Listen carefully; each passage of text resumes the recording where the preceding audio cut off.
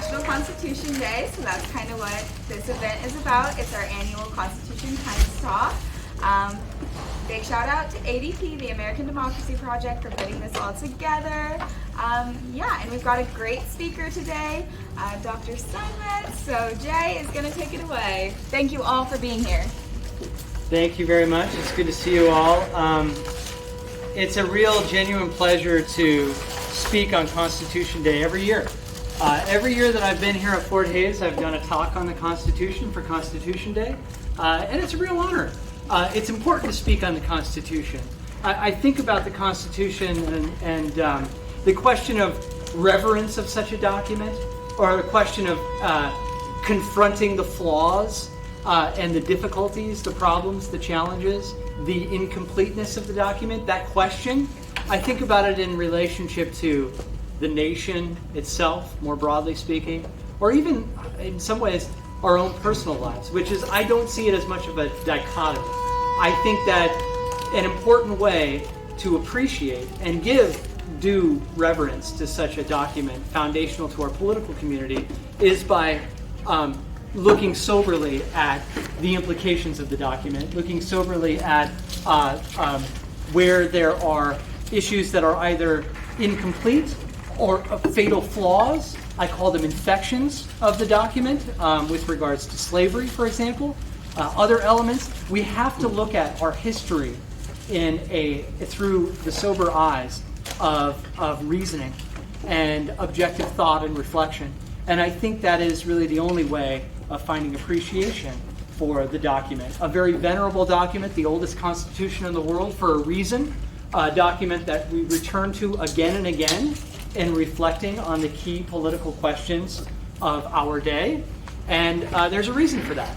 And so today our talk is on personhood in the Constitution, more broadly speaking. But I want to look at personhood with regards to the 14th Amendment in particular, for a number of reasons. And I'm sure that there are topics and issues that come to the fore in your minds when I say personhood and the 14th Amendment and the U.S. Constitution. And of course, I think where to begin? We live in a post-Roe world, as I call it. The issue of abortion is, of course, such a pertinent and important issue today. Roe v. Wade has been overturned by the Dobbs decision last year. Roe v. Wade was the law of the land, if you will, through our common law tradition. The Supreme Court case of Roe v. Wade gave a constitutional right to abortion. Roe and also the holding of Casey, Planned Parenthood v. Casey from the 1990s, effectively found a constitutional right to abortion based on privacy. That privacy right was located in the 14th Amendment's concept of personal liberty in the Due Process Clause. Okay, so liberty in the Due Process Clause of the 14th is where we have our privacy right, and it was founded that this privacy right is where we have our constitutional right for abortion under Roe, and also the holding of Casey. Now, Casey weakened the abortion right and allowed for greater regulation of the medical procedure of abortion, but nonetheless held still that constitutional right founded on privacy. The Supreme Court's 2022 decision, Dobbs v. Jackson Women's Health Organization, overturned Roe, as many of you know, and this decision argued that Roe was egregiously wrong from the start, that it had been the wrong starting point, since abortion is not implicitly protected by any constitutional provision. And of course, the pertinent one that we're going to discuss and talk about here is due process and the Liberty Clause of due process in the 14th Amendment. The ruling calls on us to look broadly at the nature of personhood in the 14th Amendment, not just from a legal and constitutional perspective, but also a political one, and I would say even a philosophical one as well. And what I mean by philosophical is, what is the nature of personhood? What does it mean? What do persons mean? Okay, and what is the environment in which we define what personhood is, and we define what personhood is not. Okay, that's a legal and political question. It's also a deeply philosophical question in some ways. So I think I want to tackle it from these various different angles in thinking about and understanding what exactly is a person and what constitutes personhood. We have of course, very important legal and political questions regarding personhood, not just with abortion. We have legal and political questions regarding the nature of corporate personhood, whether or not that legal concept can be applied in a political way, okay? So I'll maybe touch upon this a little bit later as well, but let me just say this here. Legal personhood for corporations is necessary for lawsuits to happen, for you to sue a corporation, for corporations to sue, for corporations to go into binding contracts, et cetera, et cetera. We don't really take seriously the idea that corporations should not have legal personhood. But whether or not that legal personhood can be translated into something like political personhood, whether or not money is speech, whether or not money by corporations contributing to campaigns can be regulated, okay? Or whether or not it has the same constitutional protections that speech does on the First Amendment. That becomes a political question, or a constitutional question of personhood, and not just a basic legal question of personhood. Does that make sense, right? So that's obviously an important issue. But we deal with issues of like artificial intelligence. We're not that far away from the idea of the rational capabilities of decision making by artificial intelligence doing things that look very, very similar to us flesh and blood human beings. We have chatbots. We have the ability of artificial intelligence to basically write student papers now, as hopefully many of you do not know. And we have other technological abilities of artificial intelligence to do very, very expansive things, and this capability is growing.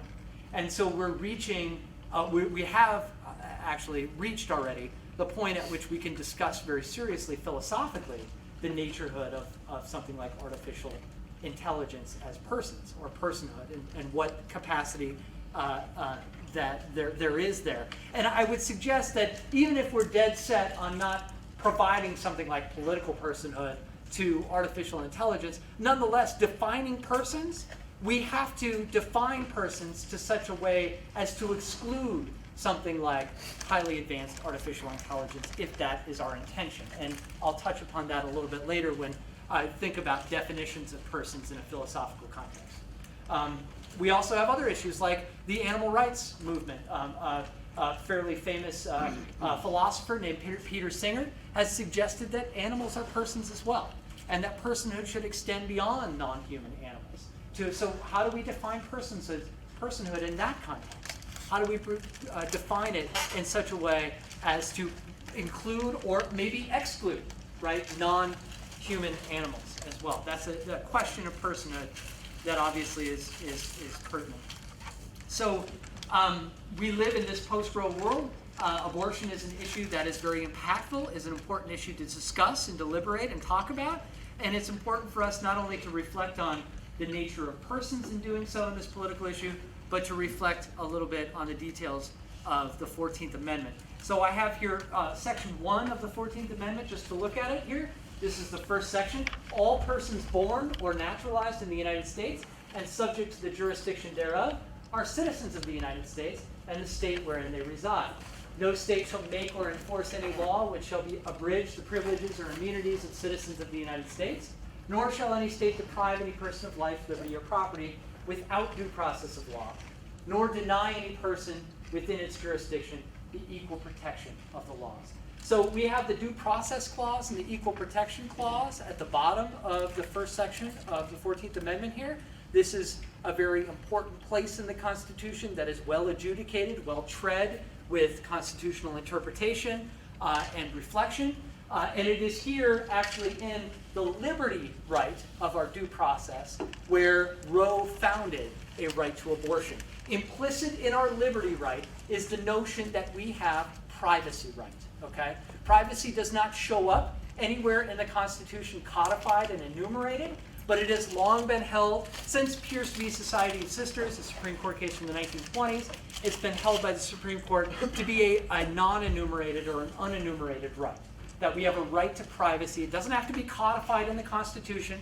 Remember, the Ninth Amendment tells us, the Ninth Amendment of the Constitution tells us that our rights don't have to be codified and written down. I was just teaching this in American government this morning, that the Ninth Amendment's words say very directly that just because we write down rights, it doesn't mean that others are denied or disparaged, other rights retained by the people. So we have non-enumerated rights that don't have to be written down, that don't have to be codified. And what are some of those non-enumerated rights? Well, one of the most popular that have been discussed and talked about and adjudicated in courts is privacy. Okay, so and the notion, the rationale, is that privacy is central to our freedoms. Without privacy, do we really have a liberty right to begin with, right? Without privacy, do we have things like an assembly right of the First Amendment, right? A right to assemble for political purposes. Do we have really a privacy right that's implicit in our unreasonable search and seizures protections of the Fourth Amendment, right? Privacy is something that is non-enumerated, but that indeed shows up, or the question of privacy shows up at various different places of the Constitution. And so, well adjudicated. Privacy is not just about the issue of abortion. But it's here in the liberty right of the Due Process Clause where the right to abortion constitutionally was founded by Roe and was upheld by Casey. And that's what I want to look at in particular. I'll just mention one other thing very briefly about the text of the 14th, the first section. And for the textualists out there, Roe was decided on textualist interpretation methodology. The words mattered a great deal to the ruling of Roe. And in fact, Justice Black, amongst others, pointed very directly to those first three words, all persons born, as being textually indicative of the question of abortion. So the question in Roe v. Wade, was whether or not the unborn have due process rights. Okay, that was the suit brought, and that was the question that was pertinent to the Supreme Court. Do unborn have a constitutional protection of due process right?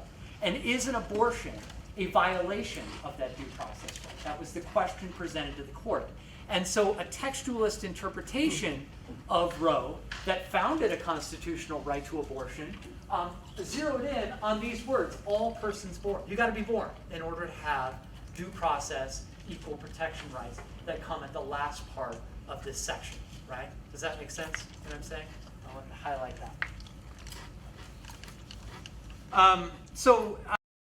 There are implicit rights that exist, and the Ninth Amendment reminds us of that. Implicit rights that aren't so clearly expressed and codified in the Constitution. And even rights that are codified and enumerated, there are implicit consequences of those rights that may unfurl from them. Just to clarify some of the issues and matters here, where Roe was a question about the due process rights of unborn, the Dobbs decision was ultimately founded not in defining personhood for the unborn or adjudicating the issue at all of a question of equal protection under the laws or due process for the unborn. It instead looked at the right of abortion for women to seek this medical procedure. So Dobbs strips an abortion right from persons, does not define personhood. Okay, does that make sense? And I think this was strategically done by the conservative majority of the court to bypass the thicket of issues that had been developed in case precedent since Roe, to really kind of move around them and maneuver around them and avoid those issues, those deep issues about personhood and where it begins, which were highly contested, not just in law and constitutional law, but in our politics and our political deliberation about the issue of abortion. And they sort of sidestepped that issue and avoided that issue and instead focused on another element of the question of abortion. It did not define personhood of the unborn. It did not, in other words, locate constitutional protections of persons, but rather denied the presence of rights within what we call substantive due process. Okay? Now, let me get to substantive due process in a moment here. So Dobbs thus puts the Supreme Court on a collision course with substantive due process precedent itself, more broadly speaking. Okay? And it calls into question whether or not other decisions about rights that were founded on substantive due process are still applicable, whether or not these rights could be overturned as well.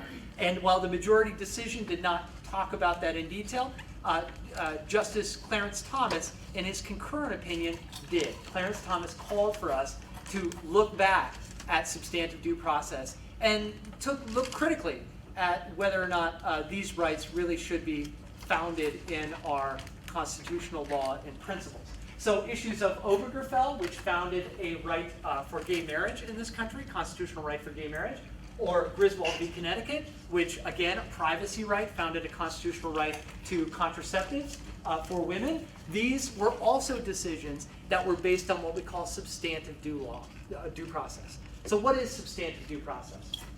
Well, the notion of substantive due process is that unenumerated rights kind of flow from the due process provisions of Amendment 5 and Amendment 14 that we just read, right? So in these words of no person shall be deprived of life, liberty, or property without due process of law, that within life, within liberty, and within property, there are rights that flow out of them, okay? That there are expansive rights, that there are substantive rights that pertain to the meaning of law, not just the procedure or process of law, but that the meaning of law is can be adjudicated in terms of these rights. So, is the meaning of the law fair? Is a question that we ask in substantive due process. Is the meaning of the law fair? As opposed to like procedural due process, this would be the opposite of substantive due process. Procedural due process wants to narrow the textual meaning of the due process clause of the 14th Amendment and emphasize that it really is just a procedural issue. It is how the law is being applied that have valid constitutional questions attached to them, not the meaning of the expansive meaning of the law itself. Does that make sense? So substantive due process is more expansive. It includes more constitutional questions, and the implications are that there will be more rights that will flow from those questions. Whereas procedural due process is more of a narrow or limited interpretation of those words of the due process clause, and thus, because of its narrowness, is defined, or is confined rather, to merely procedural matters, and that the implications are that less rights will flow directly from those words. That the words themselves indicate very specific, narrowly tailored rights that shall go no farther than that, if that makes any sense, right? So procedural due process asks questions of, is the process of law fair? Okay? Was the procedure of the application of law fair in how the process was laid out? Okay? It does not ask the deeper question of, is the meaning of the law fair? Does that make sense? Difference between substantive due process and procedural due process. So if we go into this realm of substantive due process, we should ask these questions here. What is implicit in the right to life, liberty, and property? What is implicit in that, okay? So setting aside the conversation between substantive due process and procedural due process, let's look at the words of the due process clause of the 14th Amendment through a substantive due process lens. Let's ask those questions. Are there implicit rights in life, liberty, and property that flow from those words, from the implication and from the meaning of those words, right? This goes to an important Supreme Court case, Palco, some words that were mentioned here in the decision there. This was about speech, but the notion that speech was implicit in ordered liberty, that ordered freedom in a republic required a speech right, a broad speech right, right? Those words can be applied to questions of a lot of rights, though. Are there rights that exist that aren't necessarily enumerated that are implicit to ordered liberty, right? Can I ask you all, can you think of any rights that may be implicit to the right to life or liberty or property?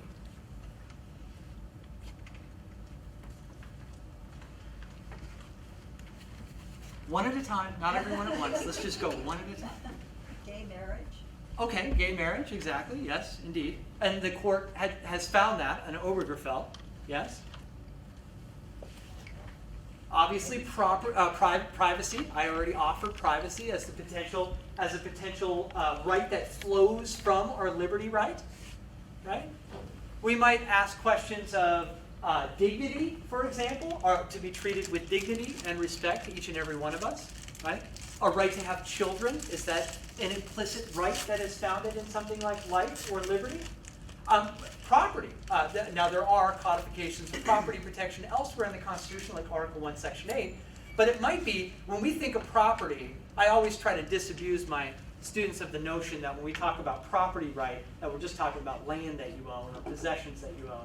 It's also like property of your thoughts and ideas, right? And your ways of life, your conception of the good life, right? Your conception of happiness, and your intellectual property right and other things. There might be broader implications to property right that flow from that word, right? That we might not think of right away, that we might not immediately be thinking of. So what is implicit within this liberty right itself, right? Privacy, dignity, the right to one's own conception of the good, right? What does it mean to have a right of freedom? And what are the implications of a right of freedom? What is the meaning of that, right? Now, this calls to attention a key distinction in two different kinds of freedom. I evoke here the philosopher Isaiah Berlin, the distinction between negative freedom and positive freedom, where negative freedom is simply to be left alone. Negative freedom is to do what you will, absent any external constraint, absent anyone stopping you from doing that thing, right? To do what you want to do. Positive freedom is about mastery of oneself, mastery of one's will. To do positive freedom assumes that there is a distinction between our rational nature and our desires and appetites about things. And that often to be free, to be truly free, means to be pursuing one's rational interest in what is the right thing to do, as opposed to what is the expedient or comfortable or pleasurable thing to do, to pursue one's appetites and desires. I always like to ask whether or not you would have rather just stayed home and maybe instead of gotten Jimmy John's, gotten some Taco Bell and chilled out. You didn't have to come to this talk, but you came to this talk, partly because you wanted, perhaps, maybe for some of you, you got extra credit, but others, you just simply came to this talk because you wanted to learn a little bit more about the Constitution. You wanted to reflect, you wanted to analyze, you wanted to think about these issues that are very, very important. And knowledge really does make us free, right? You are freeing yourself. It might be a slight inconvenience. Maybe it would have been better to stay home and sleep in late or whatever. But instead you decided it was worthwhile to sort of pursue the little steps of the mastery of oneself by evoking your positive freedom as opposed to negative freedom and coming to this talk and seeing if there's anything new to learn. So, in liberty and in freedom, in other words, what I'm saying is not just simply the negative freedom to do whatever you want. There is also like the positive freedom of one's rational self-mastery, of doing what you think is right. And what is implicit in that element of positive freedom is the right and the freedom to pursue one's own mastery of the self, right? The right and freedom of defining what your good life is, what the purpose of your life is, right? And that's a freedom that in a very liberal society like the United States of America, sometimes we take for granted. It is true that there are lots of societies in the world in which the good life, what is the good life, is not necessarily for every single individual to get to determine on their own, right? The community might have a much stronger role to play in defining the good life than it does in a so-called liberal society like I would say the United States of America is. And what I mean by liberal, I'm talking about a rights-based society, okay? That's what I mean by liberalism, is a society that has a certain degree of acceptance and codification within law of individual rights, okay? We also should ask whose rights are we talking about when we talk about persons and we talk about rights. It calls attention to this other concern, not just of the rights that exist and the rights that flow from things like the Due Process Clause, but who are we talking about when we say persons, right? And how to define persons. And this is where I think we should maybe pause with the politics a little bit and with the Constitution and just think about this philosophically as well. Like, how do you define personhood? And what do you think persons mean? Well, I'll throw some out there, okay? Some potential definitions of persons. Something that has been inquired deeply within our philosophical, within the philosophical tradition for centuries. There is a naturalist argument, which a person is an individual human being that has continuous consciousness, that has individual substance of a rational nature that comes from Boethius, Roman senator and philosopher, right? I said human being, did I say a human being? I meant just an individual person or continuous consciousness, et cetera, an individual substance of a rational nature. Does not really, this definition, even though it's a naturalist position, doesn't necessarily indicate a biological, limited to a biological conception like Homo sapien as the species that we are a part of.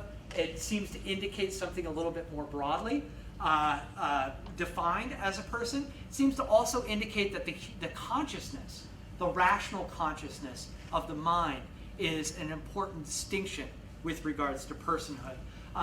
Some philosophers have problems with the naturalistic view, philosophers like Charles Taylor, who argues that this really does not make a distinction that separates us from artificial intelligence. If personhood was merely the continuation of one's consciousness, right, and the substance plus rational nature, then what's the difference between us and a very well-advanced operating system on a computer, right? Or an advanced robot who is able to respond to its environment, able to take in external stimuli, and then make choices in the present about what to do, collect and organize information, et cetera, et cetera. What's the difference between us and artificial intelligence? As there's a pretty good movie called Her with Joaquin Phoenix, and he falls in love with his operating system, Scarlett Johansson. And somewhere toward the end of that movie, Scarlett Johansson says something like, what really is the difference between me and you? This is an operating system on a computer talking. And they say, I'm also carbon-based. I also come from stardust. I also came from the birth of the universe, right? And so did you. You're also made of carbon. Like, what's really the difference between me and you? And if you are worried about there being no difference there, philosophers have as well. And this brings us to the significance view of personhood, which from Charles Taylor is the notion that persons are those for whom things can matter to them. In other words, that we can have things that are significant to us. We can hold things of significance. And this might be a distinction between us and artificial intelligence personhood.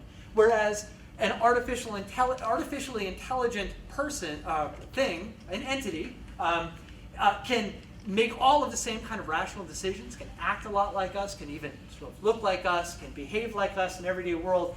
Is it the case that they hold things of significance and importance? It might not. That might just be part of the processing procedures of technology, of defining a person. Does that make sense?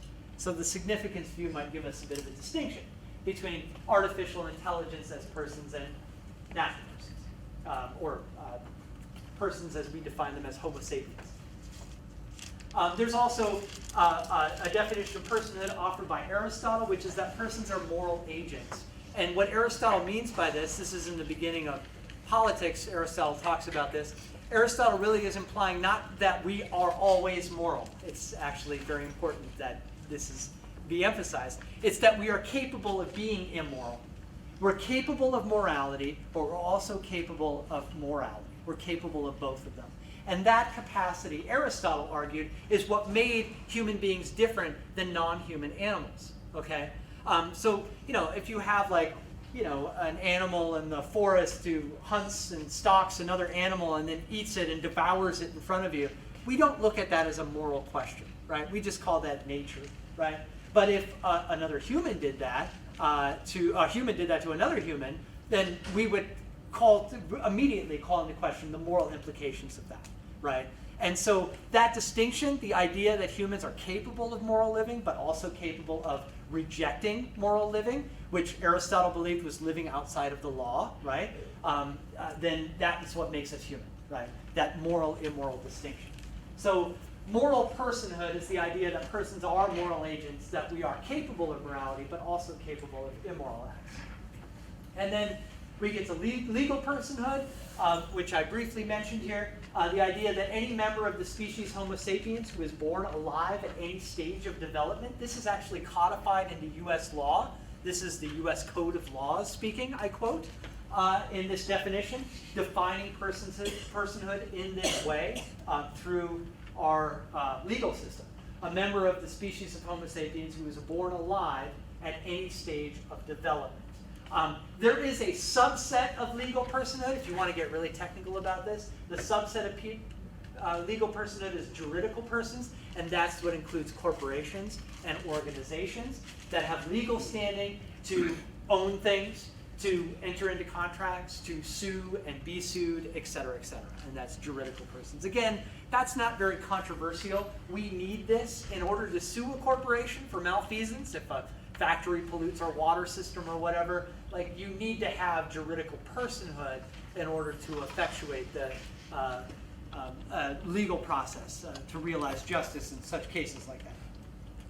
Again, whether or not juridical persons like corporations should be afforded political rights, that's a different question. And that question is codified in the Supreme Court under the Citizens United case. Okay?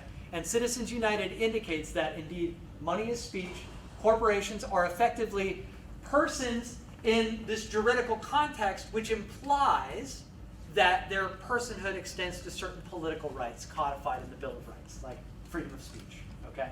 So if money is speech and corporations are persons, then the campaign donations of corporations cannot be regulated or limited in ways that are any different than the regulation and limitations of our speech right in the First Amendment. And then I would offer another definition. So we looked at natural personhood and moral personhood and legal personhood, and I would offer another way of thinking about this and reflecting on this to bring us back around to the main topic, which is to think about constitutional personhood. Okay? So what do persons mean in the Constitution? Well, this document, the U.S. Constitution, it uses people, persons, and citizens at different times, and it means different things when it uses these different things. Or these different words. I always like to remind my students in teaching constitutional law, the difference between people and persons is actually a very significant difference in the Constitution, okay? And it's used in different contexts, and in contexts that are really do indicate the darker corners of our Constitution. For example, the difference between we the people, a collective political community, the words that inaugurate the preamble of the U.S. Constitution, we the people, the first words of this document, versus, as opposed to this passage, all other persons. Does anyone know where all other persons in the U.S. Constitution is located? Where those three words are located, and what they mean, who they're referring to. Native people.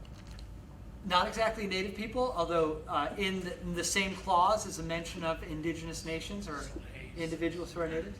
They're referring to slaves. The Constitution does not use the word slavery and does not use the word slave. It inserts euphemisms into the document to talk about the issue of slavery. The slave trade, the institution of slavery, those are two different things, and slaves as persons, okay? It talks about these things explicitly. The three most prominent mentions of slavery in the Constitution, again, without using the word directly, is the 3/5 clause of Article 1, Section 3, is the Fugitive Slave Clause of Article 4, and is Article 1, Section 9, what Congress cannot do, Congress cannot ban the slave trade for 20 years up until 1808. So those three mentions. But in the 3/5 clause of the Constitution, which allows for the states to enumerate slaves as 3/5 persons for apportionment of the U.S. House of Representatives. Okay, that's what the 3/5 clause does.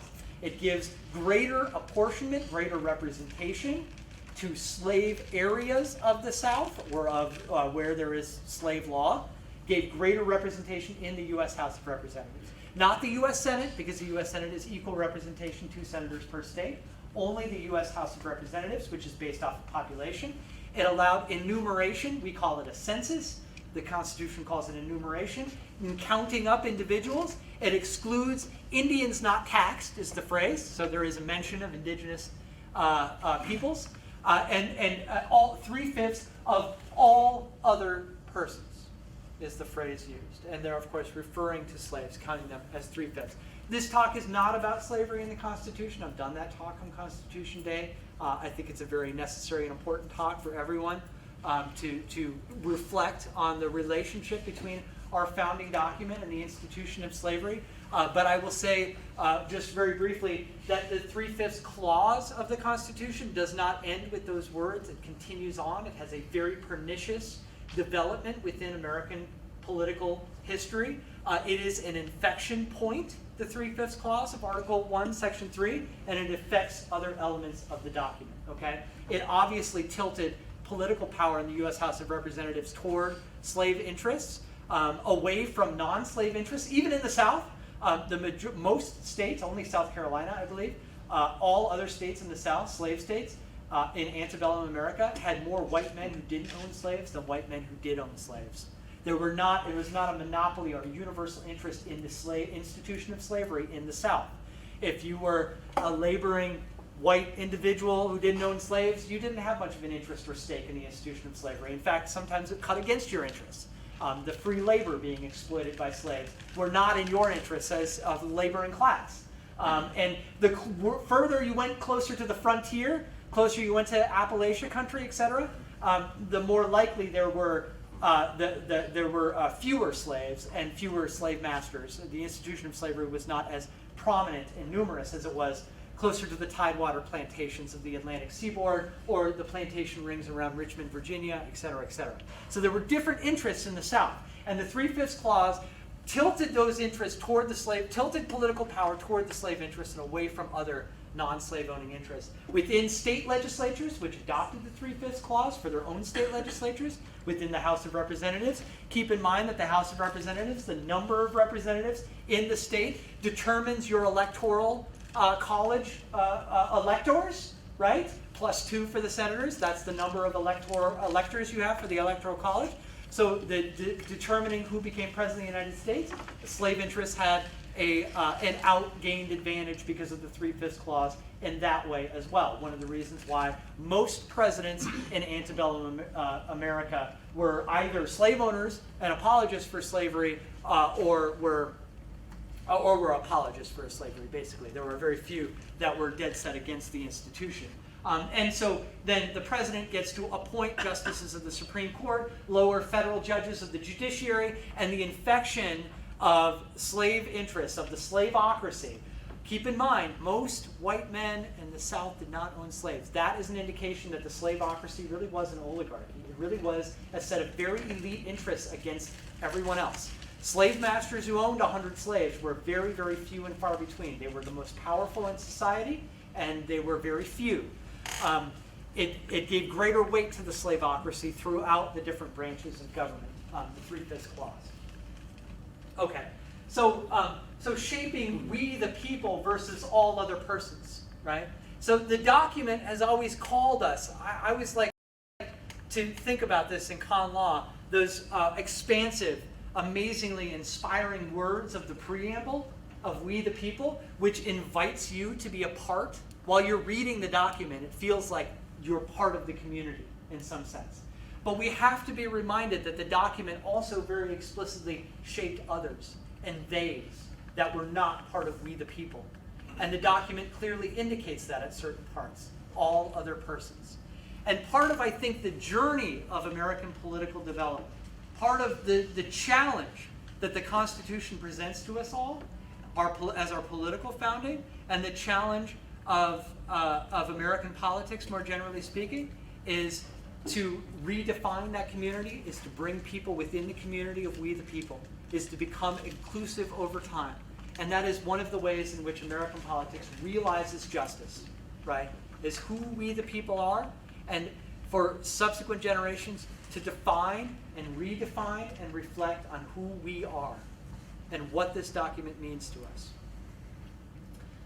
In the chronological development of the Constitution, people have largely given way to persons. So while people shows up quite a bit, and what the Constitution, I think, what the Constitution means by people is open to interpretation, and you can construct interpretations about that.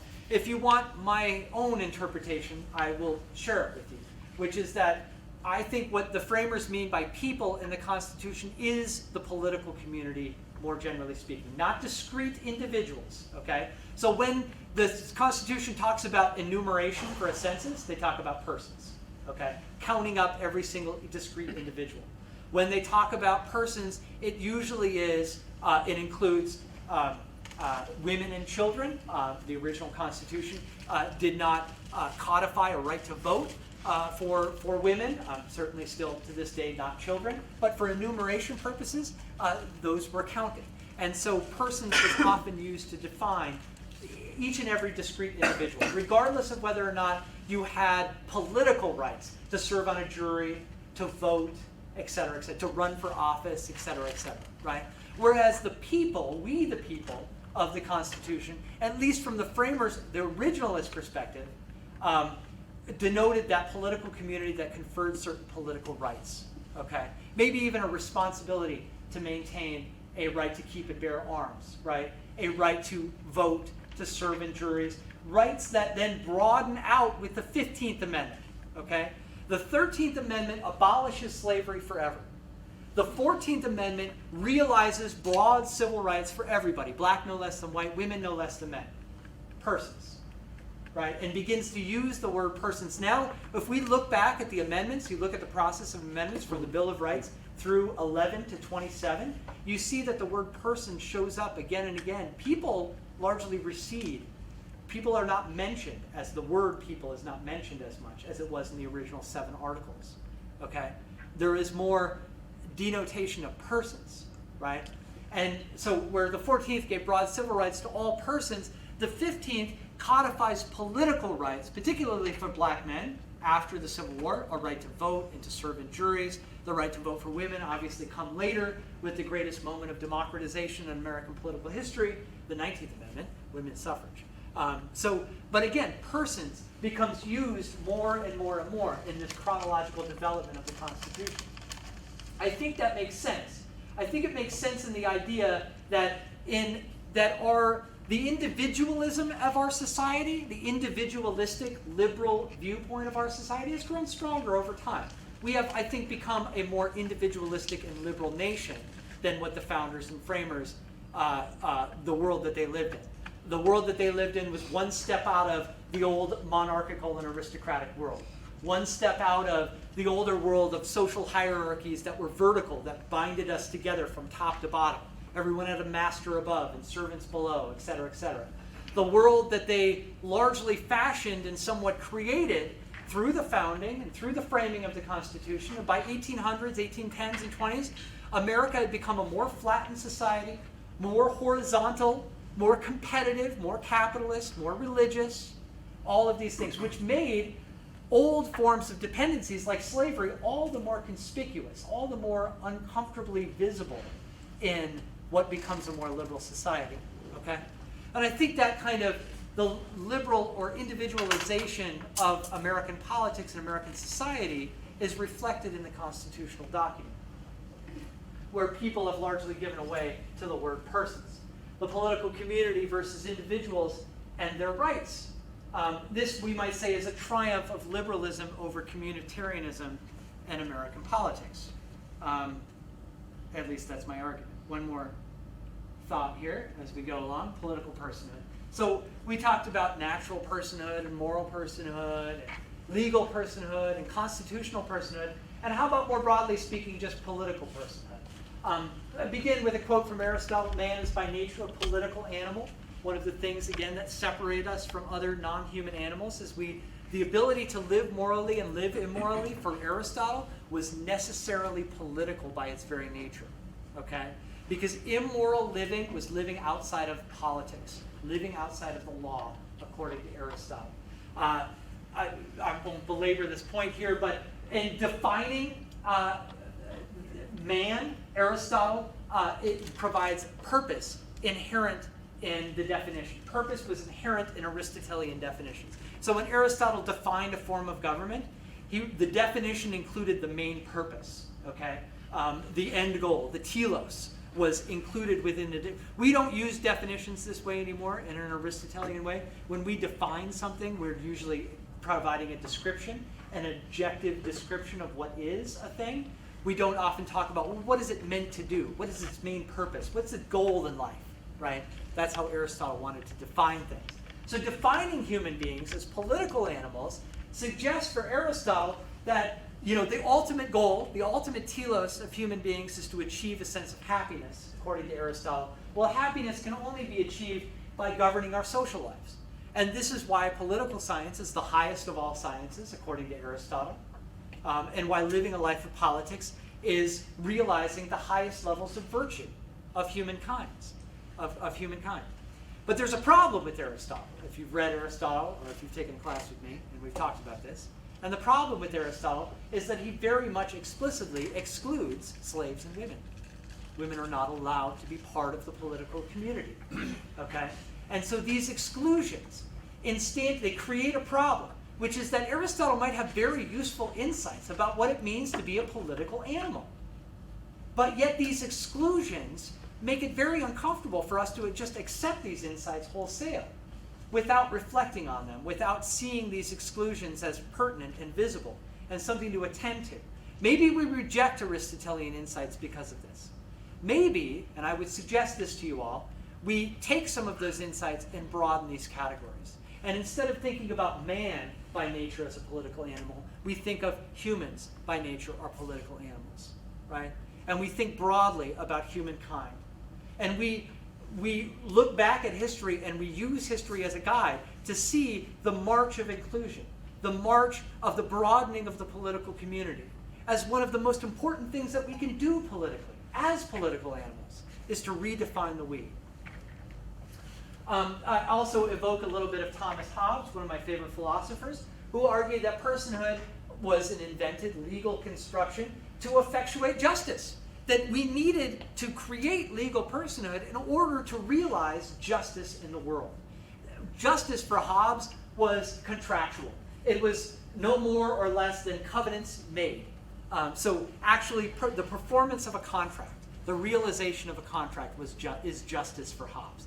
That I've always found to be woefully unsatisfactory, or like kind of thinly procedural for a lot of people who first read Hobbes. But if you give it some reflection and thought, and give maybe Hobbes a little bit of time to mull over the idea that justice is the performance of contracts, and if you think about the contractual nature of so many aspects of our life, I'm not just talking about writing something down and signing it. I'm talking about how we, the people as a political community, forge that political community. Is it not through a contract, a social contract? Don't we make contracts all the time in terms of our friendship, our intimacies that exist between us, our bonds, our guarantees, our promises to other generations, to future generations? Do we not have intergenerational contracts about what kind of problems we are going to leave for future generations, or we're going to try to solve today? We have all sorts of contracts that really do define who we are as persons and who we are as a political community. And so if we take seriously Hobbes' idea that justice is the performance of contracts, I think in order to really appreciate that, we've got to broaden out our conceptions of contracts as well. We have to look at contracts as kind of the basis of the agreed upon tissue that binds us all together. Like the social fabric itself is really bound together by contracts. So Hobbes would say that justice is the rule of reason by the performance of contracts. And maybe these two can provide us some insights, however incomplete. Where Aristotle excludes slaves and women, Hobbes' ultimate conclusion is a leviathan, an absolute sovereign that can't be challenged, right? And both of those seem antithetical to what we would regard as a free and democratic society today. But that's not to say that we need to throw the baby out with the bathwater, so to speak, and not take some of the insights, Aristotelian insights or Hobbesian insights, and maybe apply them to a conception of political personhood that we can reflect on, which is that people engaged in political living and the performance of contracts we can define as political personhood, right? Political living. It matters to engage in politics. I think this insight from Aristotle is really interesting to reflect on today, not only in our very hyper-polarized and partisan world, where issues seem to really fracture the political community, but also in a world where we have so much disdain for politics and government and political life. I mean, politicians are politicians. The word itself, I mean, I can feel the recoiling physically from many of you. I just say politicians, right? And you think like a cheap used car salesman, right? And so engaging in a life of elected office, engaging in a life of government, and the importance of government, the importance that government has in our lives, and politics more generally speaking. I know a lot of people who really dislike and hate politics or dislike politicians. I think it's important for us to reflect on why we have government, why politics matters, and what elected officials are really doing, and the challenge in our institutions of government. It is not easy to bring solutions to public problems. Governance is very, very difficult, and we have to, I think, be aware of those challenges. So, reclaiming a political community of the people. Can the people find its voice again? And what does it mean to say we the people? And maybe this time in our politics, in our post-Roe world, is an appropriate time to ask those questions again. Thank you very much.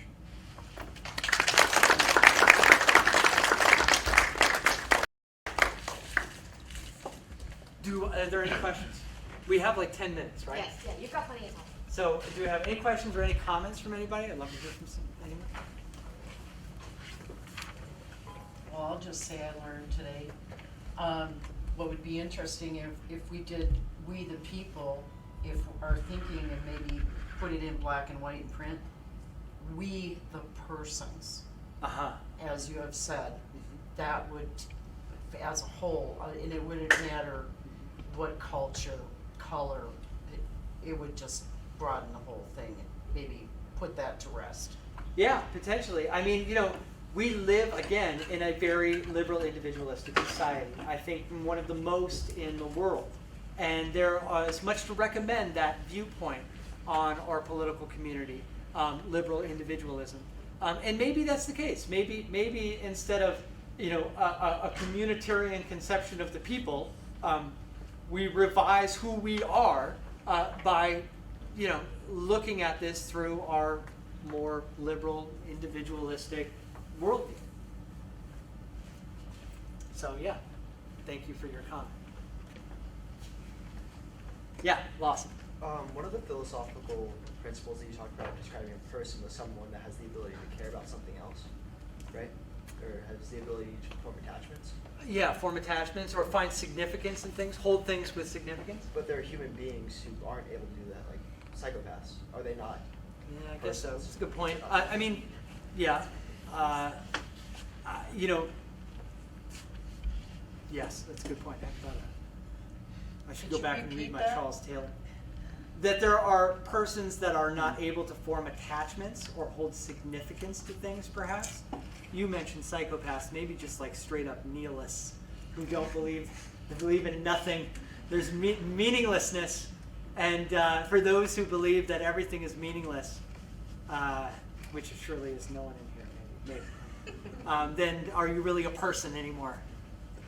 That's an interesting philosophical question. Yeah. When I took American government with you 2 years ago, you said that your or maybe it was orientation, you said that your amendment to the Constitution, if you were to do the 28th Amendment, would be defining personhood. Yeah. Would you still want to do that?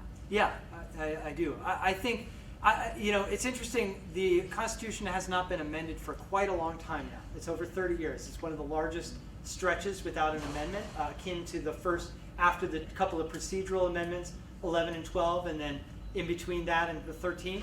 That was a long stretch of time, and we're in another long stretch of time. I think part of the fracturing of our the crisis of politics in our political community calls attention to another amendment. I know there is a convention of states out there that is largely a conservative movement that's been talking about amending the Constitution along the lines of fiscal restraint of the federal government, maybe term limits and other things. I know term limits are popular with a lot of people. I do think that the time is ripe to talk seriously about constitutional amendments and amending this founding document. I would like to see, I'm not a huge, big proponent of term limits. I can get behind extended term limits of one degree or another. You've heard my arguments for that if you take an American government with me. But I do think that personhood might be a ripe thing to think about with regards to a constitutional amendment. You could solidify issues of corporate personhood, abortion, artificial intelligence, property rights, intellectual property rights, and a whole host of other concerns by a very, very well-crafted and precise 28th Amendment that defined personhood. And maybe use the words of what I like about one of the things that's great about the Constitution is that amendments use the words of the past. There's always this recycling of the words going on. So maybe using words and phrases from the first 7 articles or the preamble or prior amendments in shaping and writing that. I don't know if I did that in your class, but I often have students actually write the 28th Amendment. I have that as an assignment where they write it and they share a 28th Amendment. And sometimes I just tell them write down the 28th Amendment, and I always have students like frantically Googling on their phone. And they start scrolling through it. I don't know what to write. You're not going to find it on Google. It's up here. It's in your head and in your brain. Not all of your brain, in certain regions of your brain, whatever. Any other questions or thoughts?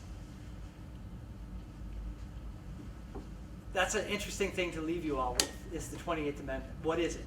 I want you to think about that. What is the 28th Amendment?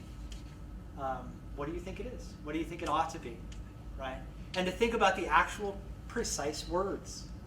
It's very interesting to think in that way, to think through legal textualism, to actually write the words of law or to write the words of a constitutional amendment, because you immediately start thinking of all the ways it can be manipulated and misunderstood and misconstrued and bent to some interests as opposed to others.